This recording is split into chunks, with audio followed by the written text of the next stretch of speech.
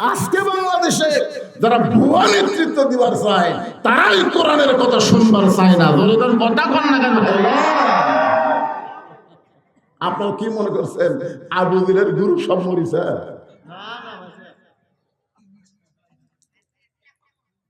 বেঁচে আছেন? একটা হলো আবু জেহেল, একটা হলো আবু বকর। আবু বকর সামিনা ও তানা শুনেছে ওইটা গ্রহণ করার জন্য, আর আবু জেহেল খালি শুনেছে বিরুদ্ধাচরণ করার জন্য। আজকে আপনারা কোন গ্রুপ হবেন, আবু জেহেল না আবু বকর?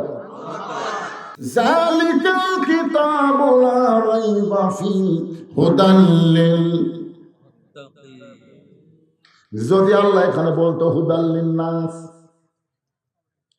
তাহলে পাইকারি হারে সবাই কোরআন থেকে হেদায়েত পাইতো। কিন্তু আল্লাহ তাআলা হুদাল লিন নাস না বলে হুদাল লিল মুত্তাকিন বলে ঘোষণা করে দিলেন। সবাই কোরআন শুনবে ঠিকই, কিন্তু সবাই কোরআন থেকে হেদায়েত পাবে না।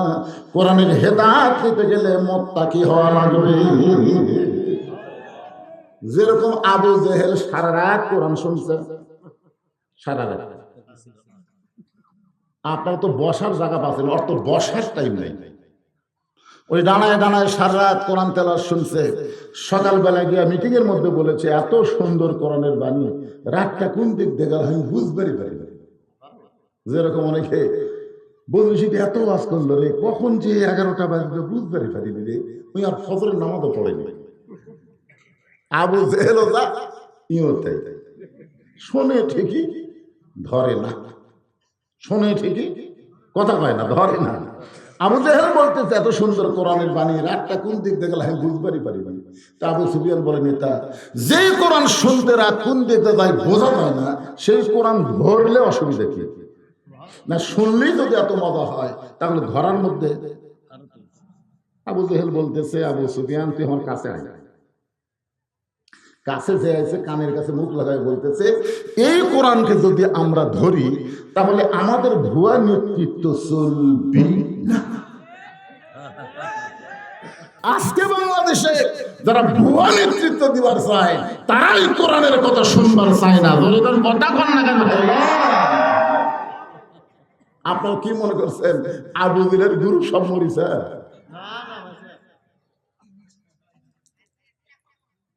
বেঁচে আছেন? একটা হলো আবু জেহেল, একটা হলো আবু বকর। আবু বকর সামিনা ও তানা শুনেছে ওইটা গ্রহণ করার জন্য, আর আবু জেহেল খালি শুনেছে বিরুদ্ধাচরণ করার জন্য। আজকে আপনারা কোন গ্রুপ হবেন, আবু জেহেল না আবু বকর? কারা কারা হযরত আবু বকরের গ্রুপ হবেন দুই হাত তুলে আমার আল্লাহকে দেখান। লিল্লাহি তাকবীর। এখন আসো সূরা মুলকের 2 নম্বর আয়াত। الذي خلق الموت والحياة ليبلوكم أيكم أحسن عملا وهو العزيز الغفور।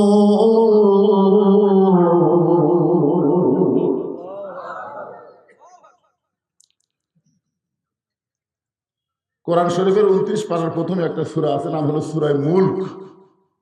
নাম কি? আমি 2011 সালে প্রথম হজ করবার গেছিলাম। তা আমার সঙ্গে আমার সাথী ছিল আদমদিঘি উপজেলার চেয়ারম্যান সিরাজুল ইসলাম, ডাক নাম হলো রাজু। ডাক নাম কি? এলাকার লোক গাবড়া হিসাবে ছিলেন। উনি আমার সাথী ভাই ছিলেন, একই হোটেলের মধ্যে ছিল। তো আল্লাহর ঘর সামনে নিয়ে আমরা একসঙ্গে তালবিয়া পড়তেছি, লব্বাইক আল্লাহুম্মা লব্বাইক লব্বাইক লা শারিকা লাকা লব্বাইক ইন্নাল হামদা ওয়ান নি'মাতা লাকা ওয়াল মুলক লা শারিকা লাক। তাই রাজু ভাইয়ের হাত ধরে বললাম, ভাইজান এই যে শেষে যে কইলাম লাকা ওয়াল মুলক লা শারিকা লাক, এর বাংলা অর্থ কি? তখন হুজুর সবাই কয় আমিও কই, এর বাংলা অর্থ তো জানি না। তা আমি বললাম, ভাই এখন কিন্তু আমরা কাবার আঙ্গিনার মধ্যে আছি, আমি যদি আপনাকে বাংলা অর্থ কই, আপনি আরবি তো মুখ দেখলেন, কিন্তু বাংলা অর্থ কি মানবেন? তখন বলতেছে আবার বাংলা অর্থ কি হবে? আপনি যদি মানেন তাহলে বাংলা অর্থ কম, আর যদি না মানেন তো কই লাভ কি? তো তখন বলতেছে আল্লাহর কাবা ঘর সামনে নিয়ে তখন আপনি কথা বললেন, হুজুর বলেন আমি মানার চেষ্টা করেন। মানার চেষ্টা করলে হবে না, মানবেন এই নিয়োগ করেন। আমাকে বলতেছে আগে বাংলা অর্থটা কম তো দেখি। আমি বললাম লাকাল মুল লা শারিকা লাকের বাংলা অর্থ হলো রাজনীতির ভিতরে, রাজত্বের ভিতরে একমাত্র আল্লাহ ছাড়া আমি অন্য কাউকে স্বীকার করি না। আপনি মুসলমান হবেন, মানুষের তৈরি দল করবেন, আর আল্লাহর কাবা ঘর তাওয়াফ করবেন। হজের আগে যা করছেন করছেন, হজের পরে আল্লাহর দল করা লাগবে। এখন আপনি কি করবেন? হুজুর এটার অর্থ দিয়েই হবি, তার এটা বাদ দিয়ে আমি তুলবে বন্ধ হলে। আরে পাগলা, তুমি 7 পাকে 1 তাওয়াফ হয়, তুমি যদি 1 পাক বাদ দাও, যদি 100 বার তাওয়াফ করো, তোমার তাওয়াফ হবে না, কারণ 7 পাকে 1 তাওয়াফ। জোরে কোন কথা ঠিক কিনা? তাহলে তলবিয়া পড়বার গেলে শেষের অংশ বাদ দেওয়া যাবে? জোরে কোন যাবে?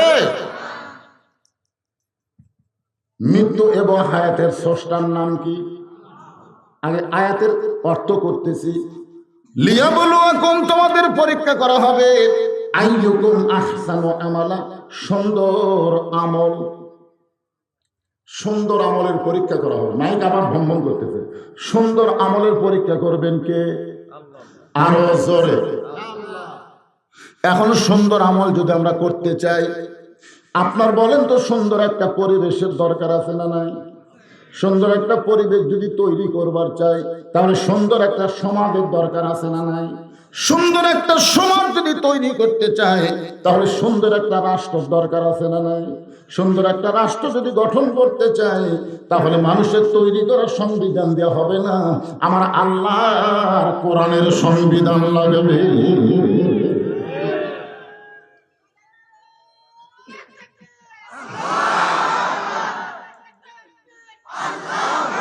মানুষের সংবিধানে সন্দেহ আছে, ভুল আছে, ধোঁকা আছে, কিন্তু আল্লাহর কোরআনের সংবিধানের মধ্যে কোনো ভুল নাই, ধোঁকা নাই, সন্দেহ নাই। ধরে কোন কথা ঠিক? এখন আসেন তো, এই কোরআনকে খালি ওয়াজ শোনার কিতাব নাকি? বাংলাদেশের মতন 96টা দেশের খলিফা হলেন হযরত ওমর, যাকে বলা হয় অর্ধ জাহানের খলিফা। তিনি মসজিদের মেম্বরে বসে নিজের হাতে নিজের গালে চড় মারতেছেন, ডান হাতে ডান গালে, বাম হাতে বাম গালে। এমন সময় ওসমান গনি মসজিদের মধ্যে ঢুকে বলতেছে, আমিরুল মুমিনিন, আপনি কি পাগল হয়ে গেলেন? নিজের গালে নিজে চড় মারতেছেন। ওমর ফারুক বলে, ওসমান, এই মেম্বরে বসে আমার অতীতের কথা বারবার মনে হয়। ওসমান গনি বলতেছে, আপনার অতীতি কি ছিল? ওমর ফারুক বললেন, অতীতে আমি খালার বাড়িতে রাখালি করতাম, ছাগল চড়াতাম। ধরে কোন কি চড়াতাম? ছাগলগুলো নিয়ে যখন বিকেলে ফেরত আসতাম, খালা আমার কান ধরে বলতো, ওমর কয়টা নিয়ে গেলি, কয়টা ফেরত আনলি? আমি তখন ছাগলগুলোর দিকে 3-4টা কম, আমি আবার দৌড় দিয়ে ওই ছাগলগুলো কুড়ে খুঁড়ে যখন খালারে দিতাম, খালা মাথার চুল ধরে বলতো, ওমর, যেই ভুল আজকে করেছো, এই ভুল যদি আগামীকাল করো, তোমার রাখালির চাকরি কিন্তু ক্যান্সেল করে দেব। আমি তখন খালার পা ধরে বলতাম, খালা, আমার রাখালির চাকরি যদি ক্যান্সেল করে দেন, তাহলে আমি থাকবো কোথায়, খাবো কি? যে ওমর একদিন রাখালির চাকরি রক্ষা করার জন্য খালার পা ধরে কেঁদেছে, আজকে সেই ওমরকে আল্লাহ অর্ধ পৃথিবীর খলিফা বানাইছে। এটা উমরের যোগ্যতা নয়, এটা কেবলমাত্র আল্লাহর কোরআনের ওসিলা। এখন আপনারা বলেন, এই কোরআনের পাওয়ার আছে না নাই? কিন্তু আমাদের বাংলাদেশে যাই বলে আইরে, সেই দিকে যাই রে, হুজুরের চরিত্র ভাই রে। কি সারা জীবন কোরআনের বিরুদ্ধে চারণ করছে, ওই নেতা যখন মরণের কাছে গেছে, এমন সময় হুজুরা কোরআন খতম দিয়ে দোয়া করতেছে, আল্লাহ আল্লাহ আল্লাহ। আল্লাহকে খেরে। কোরআন কোনো মরা মানুষের কিতাব না, কোরআন হলো জীবিত মানুষের হেদায়েত। জোরে করার কথা ঠিক কিনা? আজকে বাংলাদেশের মানুষ মরলে কোরআন দিয়ে জান্নাতে যাবার চায়, কিন্তু বাস্তা আল্লাহর কোরআন মানে না। এইটা কোনোদিন মুসলমানের চরিত্র হতে পারে না। জোরে করার কথা ঠিক কিনা? এই কোরআন আসলে কি, আজকে আমি নিজের চোখে আপনাদের দেখানোর চেষ্টা করব। একটু দেখার দরকার আছে না নাই? কারণ সব দেখা হলো শেষ, আমরা কোরআন দেখতে চাই। জোরে কোন কথা ঠিক কিনা? কিভাবে দেখবেন? বর্তমানে বাংলাদেশে তো কোরআন দেখার কোনো পরিবেশ নাই। কোরআন আসলে কেমন কিতাব? ছদ্মবেশে মদিনার অলি গলি ঘুরতেছে হযরত ওমর শুধুমাত্র আল্লাহর কোরআন দেখার জন্য। হঠাৎ হযরত ওমর দেখতে পায় দুই পাহাড়ের মাঝখানে একটা গিরিপথ। ধরে কান কি পথ? ওই গিরিপথের ভিতর দিয়া একটা সুন্দরী মেয়ে ধীর গতিতে হেঁটে হেঁটে আসতেছে। ওমর ফারুক দেখলেন দুই পাহাড়ের মাঝখানের গিরিপথে একটা সুন্দরী মেয়ে ধীর গতিতে হেঁটে হেঁটে আসতেছে। ওমর ফারুক মেয়েটার দিকে তাকায়া আল্লাহর শুকর আদায় করলেন। এখন বর্তমান পরিবেশে কোন সুন্দরী মেয়ের দিকে তাকায়া যদি কেউ আল্লাহর শুকর আদায় করে তাহলে সবাই বলবে লোকটা লুচ্চা। কারণ বর্তমানে পরিবেশে ওই মেয়েকে সুন্দরী বলা হয় যে মেয়েটা কাপড় চোপড় খুলে রাস্তায় ঘুরবে। ধরে গন্ধটা ঠিক কিনা? কিন্তু আল্লাহর কোরআনের পরিবেশ যখন চালু হবে তখন বেপর্দা নারীকে কখনোই সুন্দরী বলা যাবে না। পর্দানিশী নারী যারা বিশ্ব সুন্দরী তারা। আমি যে বলবো পর্দানিশী নারী যারা, আপনার বলবেন বিশ্ব সুন্দরী তারা। বলতে পারবেন না ভাইজান? পর্দানিশী নারী যারা, আর যেই বলবো বেপর্দা নারী যারা, আপনার বলবেন বিশ্ব বেহায়া তারা। বেপর্দা নারী যারা, বেপর্দা নারী যারা, শিলা কলা তারা। আপনারা শিলা কলা দেখছেন? একই গাছের কলা, এক গামলায় শশাওয়ালা, এক গামলা শিলা। আপনার বলেন তো খরিদ্দার কোন কলা কিনবে? কলা বলতেছে ভাই রে একই গাছের রে। বলতেছে না ভাই আমি শিলা কলা নেই না। তুই কলা কি শিলা খাস না? শিলাই তো খাই, তো আগে থেকে শিলা আছে, তাহলে নিবি আর খাবি। তখন খরিদ্দার বলতেছে ভাই রে আমি খাওয়ার আগেও খাসে। কলালা বলতেছে আল্লাহর শপথ কেউ খাই না। বলে তুই খালি তোকে দেখতে পারবি না, একটা দূরবীন অনুবীক্ষণ যন্ত্র এসে দেখ, মাছি খাসে, মশা খাসে, ধুলাবালি পড়ার কারণে এই কলা আর খাওয়ার উপযুক্ত নাই। কলার উপরে ব্যাকটেরিয়া খালি কিলবিল কিলবিল কিলবিল করতেছে। ধরে কার কথা ঠিক না? তাহলে সুস্বাদু কলা যদি খাওয়ার ব্যাপারে আপনার পছন্দ হয়, বিবাহের ব্যাপারে পর্দাশীল নারী আপনার পছন্দ হবে, বেপর্দা শিলা কলা আপনার পছন্দ হওয়ার কথা নয়। ধরে কার কথা ঠিক না? আজকে বাংলাদেশের প্রত্যেকটা যুবক যারা বিয়ে করে নাই তারা যদি নিয়ত করে আমরা বেপর্দা নারীকে বিয়ে করব না, খালি এই নিয়ত করার পর থেকে বাংলাদেশের একটা মেয়ে আর বেপর্দা চলবে না। ধরে কোন কথা ঠিক না? আর মেয়েদেরকে আমি বলতেছি যে সমস্ত মেয়েদের বিয়ে হয়নি তারা আজ থেকে নিয়ত করবা কোন বেনামাজি যুবকের সঙ্গে আমরা বিয়ে বসবো না, বাধ্য হয়ে যুবকেরা নামাজি হবে। ধরে কোন কথা ঠিক না? মেয়েরা যদি নিয়ত করে মোহরনা ছাড়া বিয়ে বসবো না, ছেলেরা ডিমান্ড চাওয়ার সাহস পাবি না। বর্তমান পরিবেশে হবে না তো, যতই ঠিক ঠিক হবে সেই পরিবেশ চাইলে আল্লাহর কোরআন লাগবে। ধরে কোন কি লাগবে? ওমর ফারুক মেয়েটার নিকটে গিয়ে সালাম যে বললেন মা এই নির্জন পথে তুমি একা একা চলতেছো, তোমার সামনেও কোনো মানুষ নাই, পিছনেও কোনো মানুষ নাই, তোমার অন্তরে কোনো ভয় ডর লাগতেছে না? মেয়েটা বলে পথিক তুমি কি হযরত ওমরকে চিনো?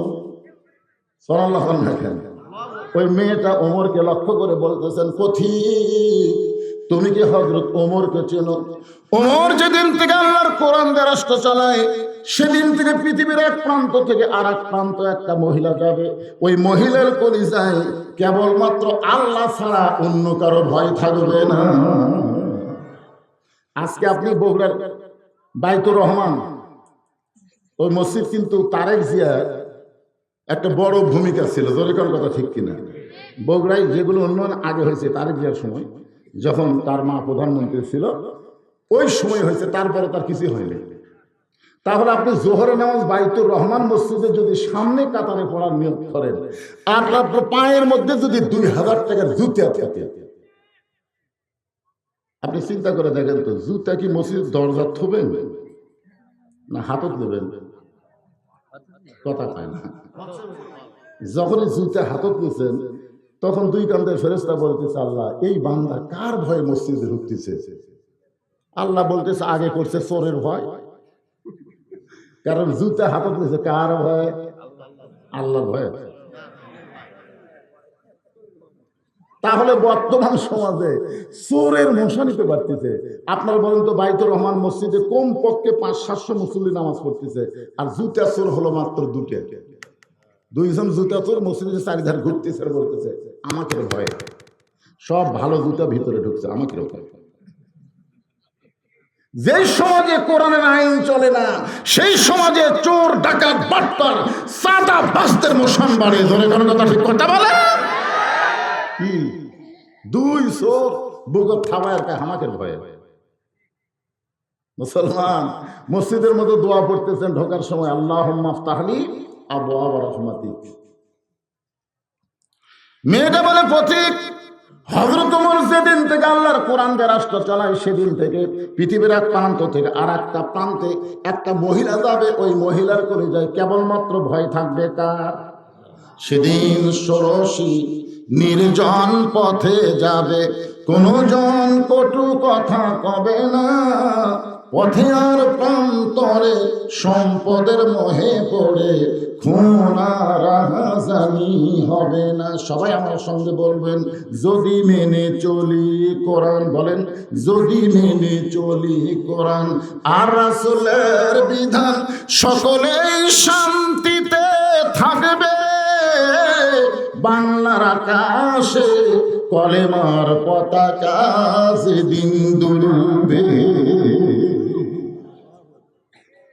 ওমর ফারুক মনে মনে আল্লাহর শুকর আদায় করলেন, আল্লাহ তোমার কোরআনের কি ক্ষমতা! তোমার কোরআন যখন চালু হয় তখন মানুষের কলিজায় কেবলমাত্র কারো হয়। কথা বলেন না কেন? কারো হয়। চোর ডাকাতের ভয় আছে নাকি? চোর ডাকাত থাকবে? জুতা চুরি করবি? কোরআনের আইন চালু হলে জুতা চুরি করে যখন চোর যাচ্ছে, বুঝলেন, চোর যখন এরকম হাত দিয়ে যাচ্ছে, তখন মন বলতেছে যে চোর চুরি করার নিয়ত করছে, ইমান বলতেছে আল্লাহ আইন চলতেছে, ওই হাত থাকতে গেলে।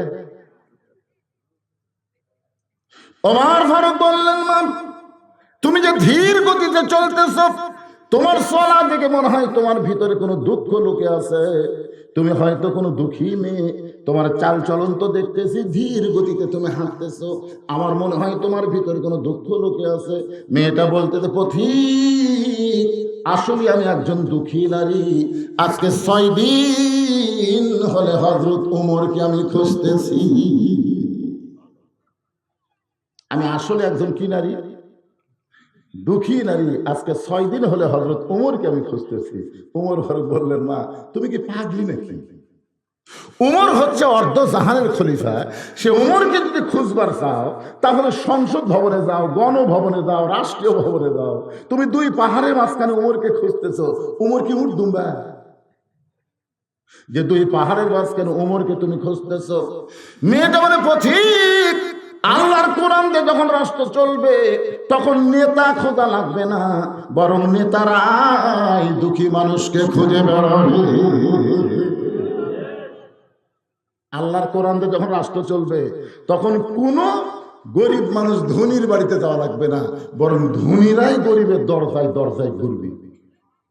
কথা কয় না কেন? বুঝতে পারতেছেন না তো? আজকে ধনীরা মোশান মারতেছে, গরিব আমার কাছে ভিক্ষা চাবার আসবি, জাকাত চাবার আসবি। কিন্তু আল্লাহর কোরআন যখন চালু হবে, তখন প্রত্যেকটা ধনীরা গরিবের দরজায় দরজায় 2.5 টাকা দেওয়ার জন্য ফকিরের মতন ঘুরবে। কারণ গরিবরা টাকা না নিলে ওই কোনোদিন জান্নাতে যাবার পারবে না। কথা কন না কেন ভাই? এক ব্যাগ টাকা নিয়ে ঘুরতেছে 7 দিন ধরে। গরিবের দরজার যায়, বলে ভাই জাকাতের টাকা, দরজা বন্ধ করে দেয়। ভাইরে জাকাত, আমি আল্লাহর গোলামি করে আল্লাহর কাছে চাই, তোর জাকাতের টাকা আমার দরকার নেই। বাংলাদেশে কিন্তু অনেক গরিব মানুষ আছে, দান করলে লিবি, কিন্তু জাকাতের কথা শুনলি কেন আপনি না? এ কথা কয় কি হয়? আমার এক দাদা ছিল, জীবনে কোনো মানুষ তাকে ইফতার করাবার পারেনি। বহুদিন আমার কাছে ধরছে যে তোমার দাদার একটু মুরব্বী মানুষ, আমরা একটু ইফতার করাবার চাই। আমি দাদাকে যা বলি, দাদা ছোট ছিলাম তো, দাদা ইফতার পরের বাড়ি ইফতার করে আমার সব দেবো নাকি?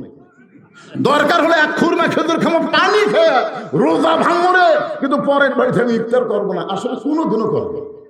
আমি তারে বুঝাইছি, দাদা পরের বাড়িতে ইফতার করলে রোজার সবের কমতি হবে না। না না, সারাদিন না খেয়ে থাকে সব দেবো নাকি? হিংসা করে তাই বুঝিস আগে 7 দিন ধরে ঘুরতেছে, একটা গরিবও দরজা খোলে না। ধনী কান্দের বলে আল্লাহ, বর্তমান কোরআন যখন চালু থাকে তখন গরিব হয় ভালো, গরিব খালি দরজা বন্ধ করে বসে থাকবে আর ধনীরা খালি ফকিরের মতন ঘুরবে। 7 দিন ধরে ঘুরে কোনো গরিব পায়নি। মনের দুঃখে চলে গেছে মরুভূমির মধ্যে, যা দেখে এক বস্তা মাথার দিয়ে একজন ঘুম পাড়তেছে। দেখা গেল মনে করছে যে একবারে 7 দিন পরে গরিব পাচ্ছি রে, আসসালামু আলাইকুম, বস্তার মাথা তুলে বলতেছে আলহামদুলিল্লাহ। দেখা গেল কাই ভারে তোর সালাম দিলাম, ওয়ালাইকুম না, আলহামদুলিল্লাহ কেন? বলে এক বস্তার টাকা 15 দিন ঘুরতেছি ভাই, গরিব নাই। তোর দেখে গরিব মনে করে আল্লাহ শুকরিয়া আদায় করছি। আমি ঘুরি 7 দিন, তুই ঘুরিস 15 দিন, তো গরিব গেল কোথায়? সঙ্গে সঙ্গে দুইজন আস্তাঈনু বিসসবরি ওয়াসসালাত ইন্নাল্লাহা মা'আস সাবিরিন,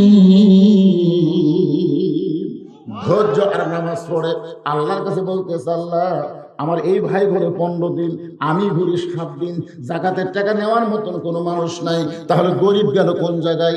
আমার আল্লাহ জানায়, বান্দারে সুদ ভিত্তিক অর্থনীতির কবর দিয়ে জাকাত ভিত্তিক অর্থনীতি যখন চালু হবে, ওই দেশের জন্য আল্লাহ গজবের দরজা বন্ধ করে রহমত বরকতের দরজা খুলে দিবে। বর্তমানে আমাদের বাংলাদেশে সুদ আছে না নাই? আপনার বলেন তো, যে সুদের 1 টাকা খায় তার পাপ কতটুকু হয়?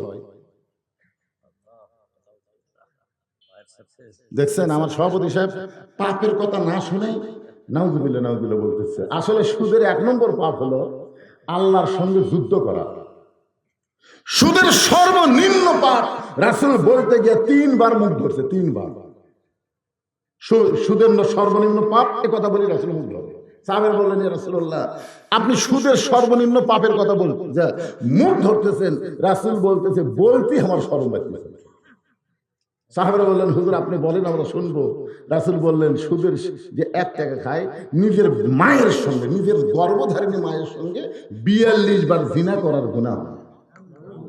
খালি নাউজুবিল্লাহ করা হবে না, সুদ ভিত্তিক অর্থনীতিকে মুসলমানের জমিনে কবর দেওয়া লাগবে। ধরে কোন কথা ঠিক? আর কবর দিবার গেলে বর্তমান সমাজতে হবে না, আল্লাহর কোরআনের রাষ্ট্র লাগবে। ধরে কোন কথা ঠিক কিনা ভাই? মেয়েটা বলতেছে পথিক ওমর ফারুককে, আল্লাহর কোরআন দিয়ে যখন রাষ্ট্র চলবে তখন নেতা খোঁজা লাগবে না, বরং নেতারাই দুঃখী মানুষকে খুঁজে বেড়াবে। আজকে আমাদের বাংলাদেশের নেতারা কখন খোঁজে? মানে আমার কাহালুকে এক নেতা, রাস্তা দিয়ে এক ফকির আসতেছে, নেতা ড্রাইভারকে বলছে গাড়ি থামা।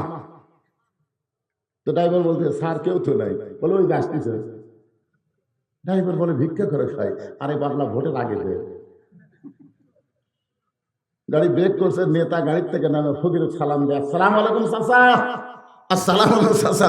ফকির খেলে চারিদিকে মাথা ঘুরে। নেতা বলতে, চাচা কি দেখেন? বলে তুমি কাক সালাম দিলা? বলে আপনার দিলাম, আমি ভিক্ষা করে খাই। নেতা বলতে, ভোটের আগে আপনিও ধামতে। ও ভোটের আগে ফকির সালাম পায়, আর ভোটের পরে চামচার অত্যাচারে নেতার ধারত যাওয়া যায় না। ধরে কথা বল না কেন? শুধুমাত্র ভোটের আগে ভালো হলে হবে না। বাংলাদেশের নেতারা ভোটের আগে যেমন ভোটারের কাছে যায়, ভোট পায় যখন নেতা হবে, এমপি হবে, মন্ত্রী হবে, ভোটের পরে যদি এমন ভাবে যায়, ওই নেতা শহীদ জিয়ার মতন ওমর ফারুকের সঙ্গে আল্লাহ জান্নাত দিয়া দিবে। শহীদ জিয়ার নাম শুনছেন আপনারা? আপনাদের সন্তান ভাইজান শহীদ প্রেসিডেন্ট জিয়াউর রহমান, ওনার সম্পর্কে মোস্তাফিয়া মাদ্রাসার তখন প্রিন্সিপাল ছিলেন আল্লামা নজিবুল্লাহ। ওনাকে ছাত্ররা জিজ্ঞেস করলো, হুজুর শহীদ প্রেসিডেন্ট সম্পর্কে আপনার মন্তব্য কি? উনি একজন আল্লাহর ওলি, আমার হুজুরে জানেন, উনি তার ছাত্র। উনি বললেন, শহীদ প্রেসিডেন্ট জিয়াউর রহমান হলো ওমর ফারুকের সিমটম। ধরে কোন 6 দিন হলে খুঁজতেছি, আর 1 দিনের মধ্যে যদি উমরকে খুঁজে না পায়, তাহলে আসল জায়গার বিচার দেবে। আসল জায়গা বোঝায় হাসিনা এত অত্যাচার করছে, আমরা জজ কোর্ট গেছি, হাইকোর্ট গেছি, সুপ্রিম কোর্ট গেছি। হাসিনা এমন বিচার করা করছে, ভালো মানুষগুলো জেলখানায় আর খারাপ মানুষ জামিন পাচ্ছে। দরকার কথা ঠিক কিনা? আল্লামা সাইদুল হুজুর যেদিন দুনিয়া থেকে বিদায় নিল, তাকে হত্যা করা হলো, সেদিন বাংলাদেশের সমস্ত আলেম তাহাজ্জুদের নামাজ পড়ে আসল জায়গায় বিচার দিয়েছে। দরকার কথা ঠিক কিনা? কথা বলে 1 বছর লাগেনি, 1 বছরও লাগেনি। কি হাসিনা যখন পোলা যায় তখন দেখছেন আপনারা, ছোট্ট একটা ভিডিও প্রকাশ হয়েছে, ওই ভিডিও আমি লোড করে রাখছি, মাঝে মধ্যে দেখি, আর কি যে মজা লাগে ভাই। আর বোন রেহানা খালি মাটির দিকে তাকে তাকে হাঁটতেছে, আর হাসিনা যাওয়ার সময় চারিদিকে থাকাচ্ছে আর মনে মনে একটা গান গাচ্ছে। কতজনকে কত কি দিলাম, যাবার কালে এক চামচারও দেখা না পাইলাম। ও আমার সাদের মালা যায় রে ছিঁড়ে, রইব না আর বেশি দিন তোদের মাঝারে।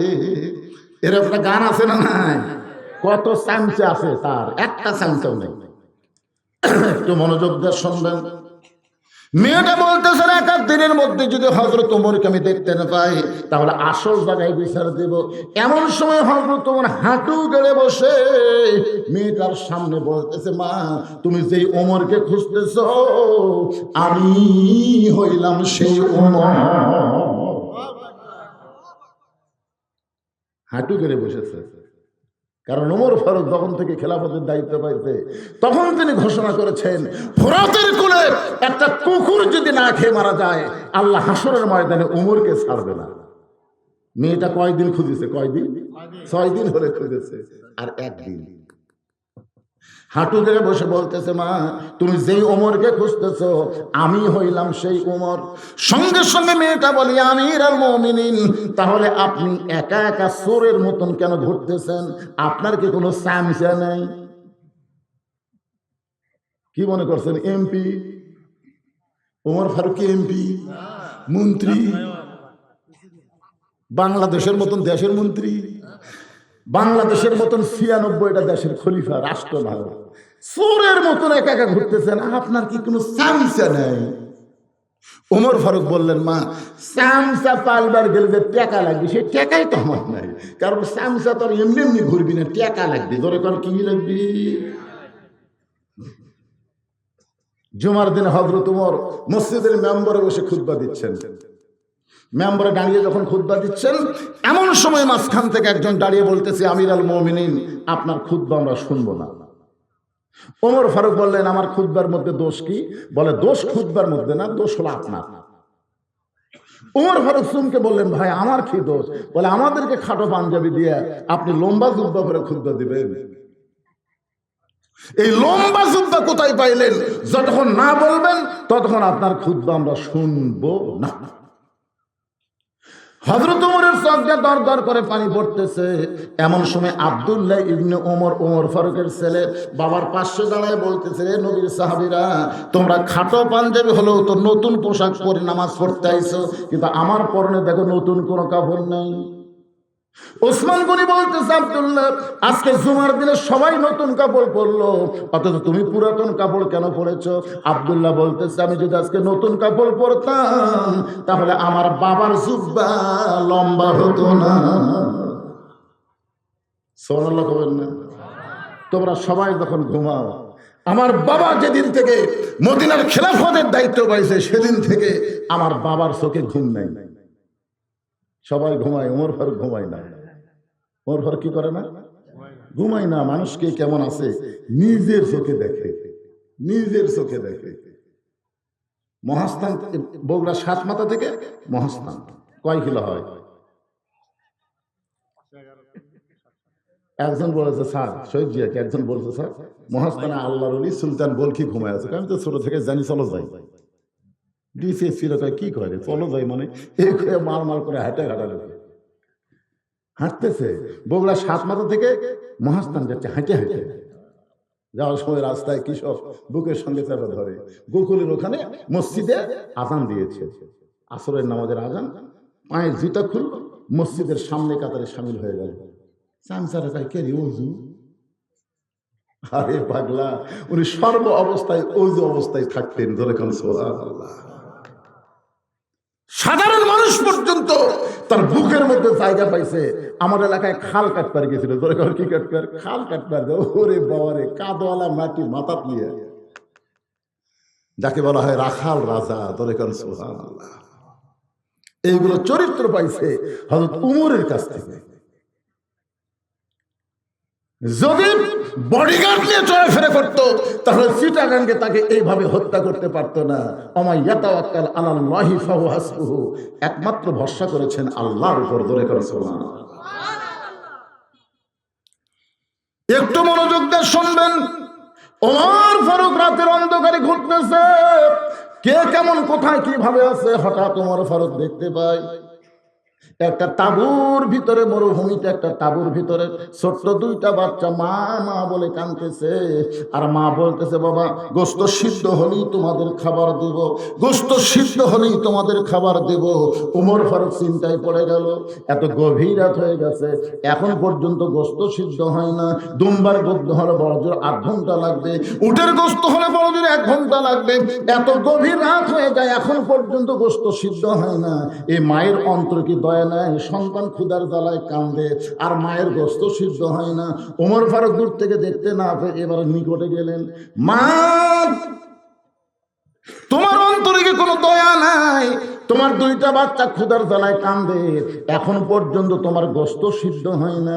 মেয়েটা বলে, পথিক রে, এই মুহূর্তে আমি যেই বিপদের মধ্যে আছি আমার আল্লাহ পর্যন্ত দেখবার পাই না। ওমর ফারুক বলে, মা আল্লাহর উপরে রাগ করছো কেন? তোমার কি বিপদ? বলে, আমার বাড়ি হলো ইয়ামিন দেশে। আমি শুনতে পাইলাম মদিনার খলিফা ওমর অত্যন্ত ভালো মানুষ, কিন্তু গতকাল বিকেল বেলা ওমরের দরবারে আমার এতিম দুইটাকে নিয়ে যাব, এত মানুষের ভিড়, আমি মহিলা হওয়ার কারণে যাবার পারিনি। নিয়ত করেছিলাম আগামীকাল সকালবেলা যাব। এই মনে করে রাতের বেলা তাঁবু টাঙ্গায়া আমার দুইটা বাচ্চাকে বুকের মধ্যে নেমে ঘুমাবার চাই, কিন্তু বাচ্চা দুইটার এত খিদা লাগছে, বারবার ক্ষুধার জ্বালায় যখন কাঁদতেছে, তখন আমি শুধু সান্ত্বনা দেওয়ার জন্য পাতিলের মধ্যে পানি আর পাথর দিয়া নিচে আগুন জ্বালায় বলতেছি, বা গোশত সিদ্ধ হলেই তোমাদের খাবার দেব। আমি মনে করেছিলাম আমার সান্ত্বনার বাণী শুনতে শুনতে এক সময় আমার বাচ্চা দুইটা ঘুমায় যাবে, কিন্তু এদের পেটে এত খিদা, এরা ঘুম পাড়তে পারে না। আমার মনে হয় সকাল পর্যন্ত আমার সন্তান দুইটার বাঁচবে না। সঙ্গে সঙ্গে ওমর ফারুক বললেন, মা ওই পাথর সিদ্ধ করা বাদ দিয়ে তুমি তোমার এতিমকে সান্ত্বনা দাও। এই কথা বলে ওমর ফারুক এক দৌড়ে বাইতুল মালের দরজায়, আসলাম দরজা খুলে দে। আসলাম দরজা খুলে ওমর ফারুক বলে, একটা খাবার বস্তা আমার মাথায় উঠে দে। আসলাম বলে, কোথায় নিয়ে যাওয়া লাগবে? আমি যাচ্ছি। ওমর ফারুক বলে, আসলাম রে, একজনের পাপের বোঝা আর একজন মাথায় নেয় না, দিয়ে আমার মাথায় উঠে দে। এবার খাবার বস্তা মাথায় নিয়ে ওমর ফারুক যখন দৌড়ায়, পিছন দিকতে আসলাম বলে, আমিরুল মুমিনিন, এত জোরে দৌড় মারলে পরে আপনার কষ্ট হবে। ওমর কান্দের বলে, আসলাম রে, সময় মতো যদি পুষতে না পারি এই ওমরকে আল্লাহ জাহান্নামের আগুনে পুড়ায় ফেলবে। কানতে কানতে হযরত ওমর তাঁবুর কাছে এসে বললেন, মা তোমার সন্তান দুইটাকে এখনো জীবিত আছে? মা, মেয়েটা বলতেছে এখনো পর্যন্ত জীবিত আছে। তাহলে এখন রুটি আর হালুয়া তৈরি করো। এবার মেয়েটা রুটি হালুয়া তৈরি করে ওমর ফারুকের হাতে যখন দেয়, অর্ধজাহানের খলিফা আত্তাকুল্লাহ, শুধুমাত্র আল্লাহর ভয়ে এই দুইটা বাচ্চাকে 2 হাঁটুর উপরে নিয়ে রুটি ছেড়ে হালুয়া মুখের মধ্যে যখন দেয়, দুইটা বাচ্চা ওমর ফারুকের দিকে তাকায় দেখে ওমর ফারুকের চোখটা তর তর করে পানি পড়তেছে। বাচ্চা দুইটা চোখের পানি মুছে দিয়ে বলে, কে গো তুমি? বাবার দরদ দিয়ে আমাদেরকে রুটি হালুয়া খাওয়াও, আবার এমন করে তুমি কেন কাঁদতেছো? ওমর ফারুক বলে, আল্লাহ এই অধমকে জাহান্নামের আগুন তুমি রক্ষা করো। মেয়েটা বলতেছে, পথিক, ভালো মানুষের গল্প শুনেছি, কিন্তু মানুষ এমন ভালো নিজের চোখে কোনোদিন দেখি নাই। তুমি জাহান্নাম থেকে কেন কাঁদতেছো? আল্লাহ যদি ওমরকে মদিনার খলিফা না বানায়, তোমাকেই যদি মদিনার খলিফা বানাই, তো আমি একজন মহিলা বলতেছি মদিনা আল্লাহর জান্নাত হয়ে যেত। আব্দুল্লাহ বলতেছে, সবাই যখন ঘুমায় তখন আমার এই বাবা, যার জুব্বা লম্বা, এই বাবা আমার দরজার গেছে একটা পাঞ্জাবি নিয়ে। আমি দরজা খুলে বললাম, বাবা একটা পাঞ্জাবি বাইতুল মাল থেকে আমাকে দিছে, আর একটা দিবে রাখছেন? ওমর ফারুক বলতেছে, আব্দুল্লাহ রে, একটা পাঞ্জাবি তোকে দিছে, আর একটা দিবে রাখি নাই, এটা আমার ভাগত করছে। এখন তুই বল, আগামীকাল জুমার দিন আমি যদি খাটো পাঞ্জাবি গায়ে দেয়া ইমামতি করি, অনেকের নজর কিন্তু মুসল দিকে নাই, ইমামের দিকে থাকে। জোরে তোর কথা কন না কেন ভাই যান? আচ্ছা, ইমামের দাড়ির দিকে মুসল্লির নজর আছেন নাই? এক মুসল্লি আমাকে মোবাইল করে বলতে, হুজুর ইমামের দাড়ি যদি এক মুষ্টির নিচে হয়, তার পাশে কি জামাত হবে? আমি বললাম, ভাই তোমার খবর কি? আমার নাই হুজুর। তো তোর নাই, তুই ইমামের ডাল আপতেছিস? কই হুজুর আমি মুসল্লি। তার মানে বোঝা গেল, যিনি তিনি ইমাম হতে পারবে না। ইমাম হওয়ারও কিন্তু একটা বাহ্যিক একটা যোগ্যতা লাগে। ধরে কথা ঠিক কিনা? ভিতরের যোগ্যতা তো লাগে, বাড়ার একটা যোগ্যতা লাগে না? কথা কন ভাই, আপনার কি মন খারাপ করতেছেন? এক মেয়ে আমাকে বলতে, হুজুর আমার স্বামী এত সুন্দর, আমার স্বামী নিয়ে যখন রাস্তার বের হই, রাস্তার মেয়েরা খেলে আমার স্বামীর দিকে তাকে থাকে। হুজুর এমন কোন দোয়া আছে যে দোয়া আমল করলে আমার স্বামীর দিকে কোনো মেয়ে তাকাবে না? তখন আমি বললাম, মা একটা দোয়া আছে। বলে, সেটা কি দোয়া হুজুর? বললো, তোমার স্বামী চাচা বানাও। মেয়েটা বলতেছে, কি করলেন হুজুর? একটা আলেম হয়ে আপনি কি করলেন? আমি বললাম, চাচা কবার করিনি, চাচা বানাবার করছি। তুমি যেভাবে হোক তোমার স্বামীকে চাচা যেরকম হলে হয় সেরকম বানাও, হাত পাও ধরে ওই 4 আঙ্গুল দাড়ি থো আছে, যেভাবেই হোক। ওই মেয়ে আমাকে একদিন মোবাইল করে বলতে, হুজুর আমার স্বামীকে রাস্তা দিয়ে যখন যাই, একটা মেয়েও আমার স্বামীর দিকে তাকায় না। যদি কেউ তাকায়, আসসালাম চাচা কেমন আছো, তা আমার সামনে আমার স্বামীর যখন চাচা কয়, আমার মন খারাপ হয় না।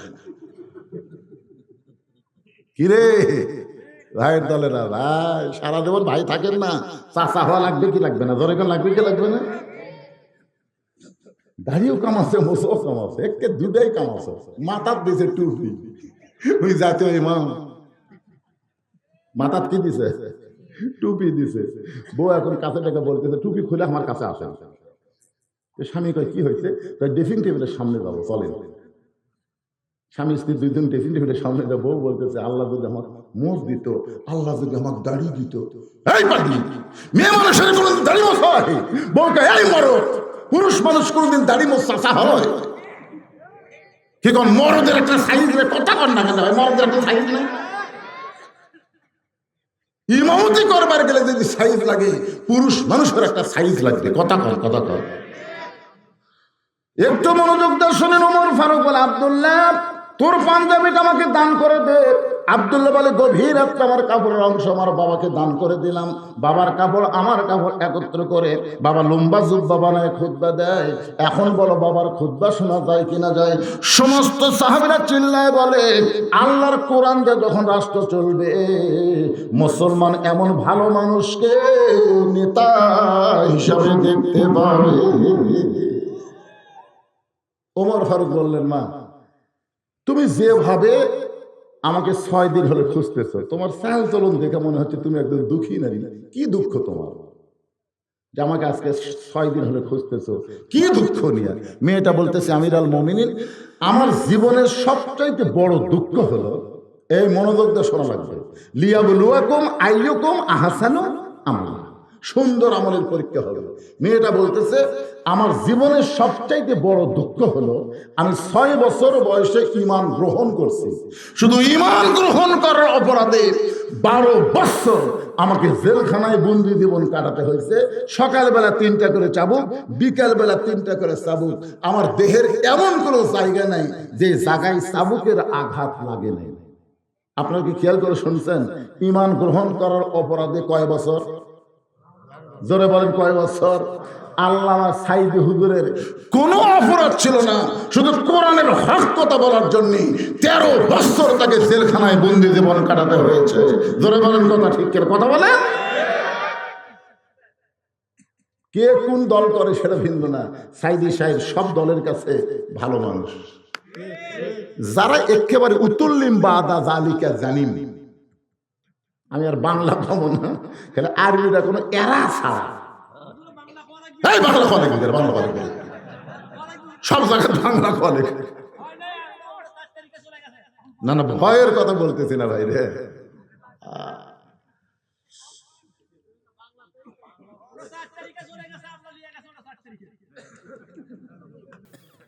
আগামীতে জামাত বিএনপি এক হওয়া লাগবে, আর কোন ফ্যাসিবাদী বাংলার জমিনে যেন জায়গা না পায়। ধরে কোন কথা ঠিক কেন কথা বলে?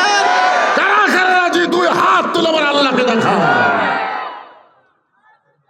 তাকবীর দেন, তাকবীর দেন, লিল্লাহি তাকবীর। 4 তারিখের পরে চলে গেছে আসলি যাওয়া বাপ মরিছে। আর 4 ভাই কি ভিন্ন হয়ে গেছে, এক হাত জায়গার জন্য লাঠি যাচ্ছে, অথচ 4 ভাই একসাথে ভাত খাচ্ছে। তখন প্রতিবেশীরা কবি যাক রে, এরা 4 জন যদি লাঠালাঠি করে তাহলে তো আমাকে আর কোনো সমস্যা নাই।